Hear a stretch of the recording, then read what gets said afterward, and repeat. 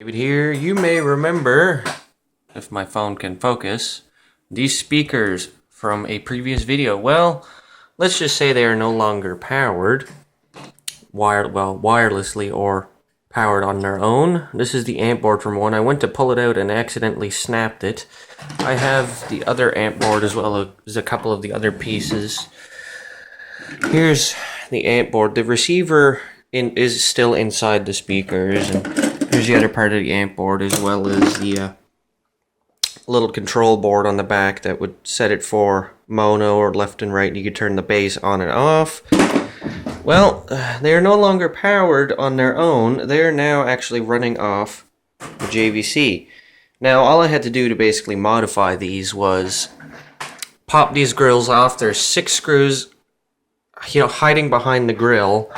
And if we actually go around here, this is basically where that control thing would go, and you can see I ran some wire to them. Now eventually I will be probably putting that back and using the barrel jack as a speaker connector, as that would work. Obviously none of this stuff will work anymore, but that's okay. They will also be, the actual speaker parts will probably be moved into their own proper cabinets.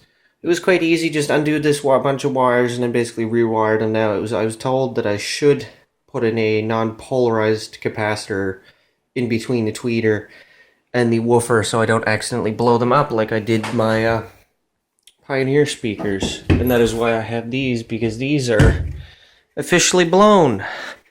And I'll show you why. Once my camera focuses here. These were rated for 10 watts maximum.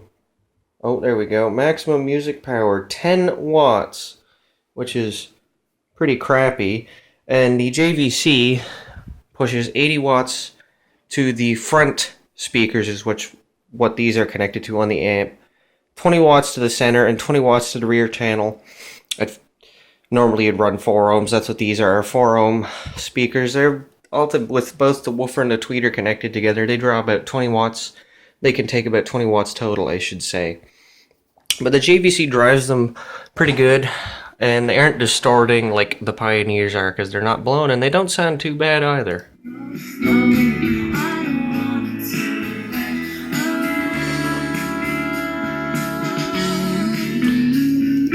It's hard to tell, but the woofer inside is actually probably about an inch or so bigger, if not maybe more than what the Pioneers were. And there's actually a tweeter. The LED that was in them is still there. I didn't bother taking that out. I didn't see a point. But you can say that the little sticker thing on the front is definitely no longer valid. But let's try another song with something maybe with a little more bass here. Let's see. What do I have? We'll go here and here.